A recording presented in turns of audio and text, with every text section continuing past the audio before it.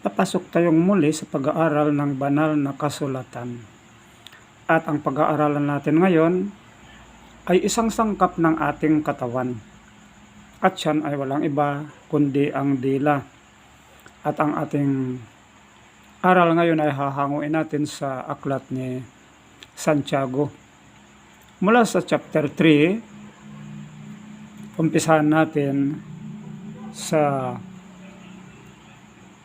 verse 6 pababa tayo. Ito yung kanyang sinasabi. Pinapaliwanag ni Santiago ang tungkol sa dila. At ganito ang kanyang pagpapaliwanag. At ang dilay isang apoy, ang sanlibutan ng kasamaan sa ating mga sangkap ay dili iba't ang dila na nakakahawa sa buong katawan. Ito pa lamang ay meron ng napakalaking pangunawa na dapat nating gamitin dito. Bakit niya sinabi na nakakahawa sa buong katawan? At pinagningas ang gulong ng katalagahan. At ang dilay pinagniningas ng impyerno. Ito ang lalong mapanganib na salita ni Santiago dahil ang dila, sabi niya, pinagniningas ng impyerno. Patuloy tayo, sapagkat ang bawat uri ng mga hayop at mga ibon, ng mga nagsisiusad at mga bagay sa dagat, ay pinaaamo at napaaamo ng tao. Maliwanag ito kasi sa mga hayop, kahit anong uring hayop na napakabangis, pinaamo ng tao ito. Tulad ng lion, yung tiger, yung cheetah, kahit buwaya, at ibang mga uri pa ng hayop na mababangis. Tulad din ng mga ibon. Ang agila na napakailap at napakabagsik, napapaamo din ng tao ito. Ang mga nagsisiusad tulad ng sawa, ahas, bayawak, buwaya, at iba pang nagsisiusad, pinaaamo ng tao ito, itong mga ito. At mga bagay sa dagat. Marami ang mga nabubuhay sa dagat na pinaamo ng tao tulad ng dolphin, pating, iba't iba pang mga nasa dagat, no, napapaamo ng tao. Verse 8, datapwat, ang dila ay hindi napaaamo ng sinumang tao, isang masamang hindi nagpapahinga, na puno ng lasong nakamamatay.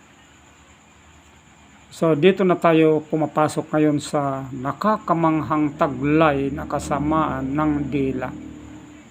Ito. Sabi niya, hindi napapaamo, puno ng lasong nakamamatay. Kahit ang may-ari sa dila na ito, hindi niya kayang paamuin yung kanyang dila dahil sa sulat na ito, sabi niya, hindi napapaamo ng sinumang tao, isang masamang hindi nagpapahinga na puno ng lasong nakamamatay. Ano ang mga bagay na nakamamatay o lason na taglay ng dila na nagbibigay ng kamatayan? So, yung mga salita na pagmumura, yung mga salita, pagpatuloy natin at dito sinasabi niya, siyang ating ipinagpupuri sa Panginoon at Ama.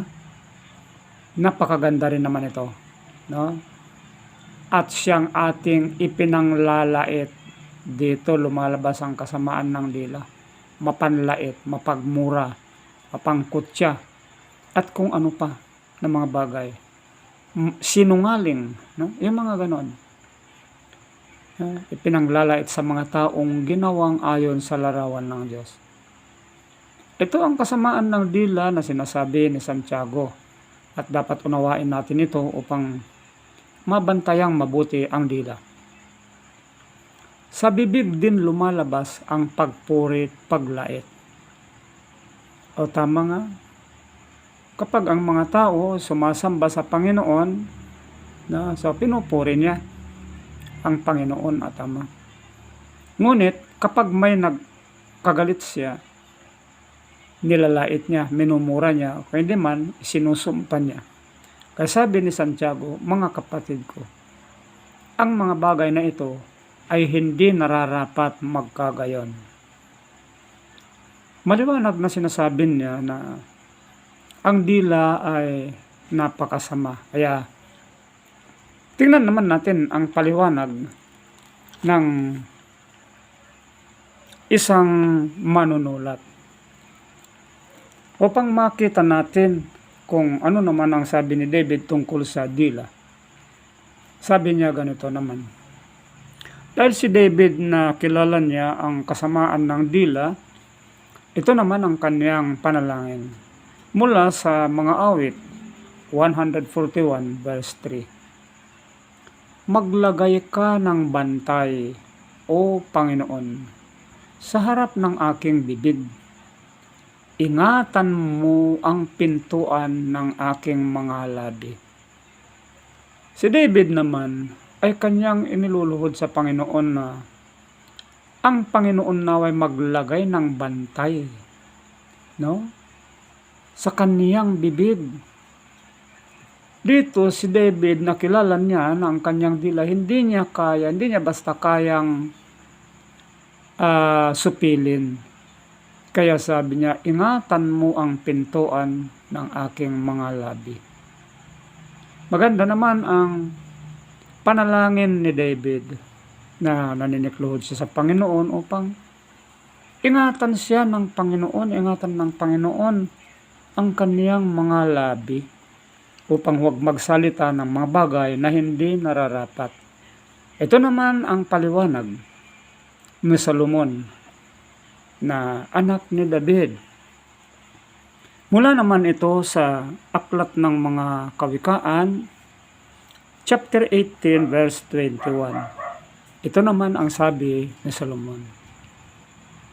Kamatayan at buhay ay nasa kapangyarihan ng dila, at ang nagsisiibig sa kanya ay magsisikain ng kanyang bunga. Maliwanag at maganda ang pagsasaysay ni Solomon na sa dila may kamatayan at buhay.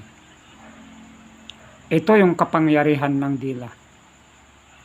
Kung ang dila ay gagamitin ng isang tao sa mga salitang hindi angkop sa pandinig ng Panginoon, ang kanyang bunga ay kamatayan. Ngunit kung ang tao naman ay gagamitin niya ang kanyang dila ay pagpupuri sa Panginoon at ang kanyang sasambitin ay mga salita na kawili-wili sa pandinig ng Panginoon, ang bunga na kanyang aanihin ay ito buhay.